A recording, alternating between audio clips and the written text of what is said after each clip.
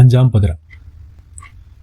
ஒரு டவுன், அந்த டவுனை சுற்றி அடிக்கடி காணாமல் போகிற போலீஸ் ஆஃபீஸர்ஸ், காணாமல் போகிற எல்லாருமே ஒரு காலகட்டத்தில் ஒரே மாதிரி இறக்குறாங்க. இப்போது இவங்களை கொன்னது யார், அவங்களுக்கும் இவங்களுக்கும் என்ன தொடர்பு, இதை தெளிவுபடுத்த வேண்டிய கட்டாயத்தில் போலீஸ். இந்த போலீஸுக்கு ஹெல்ப் பண்ணுறதுக்காக நம்ம ஹீரோ குஞ்சகோ போபன், ஒரு கிரிமினாலஜிஸ்ட், அவர் ஹெல்ப்புக்கு வர்றார்.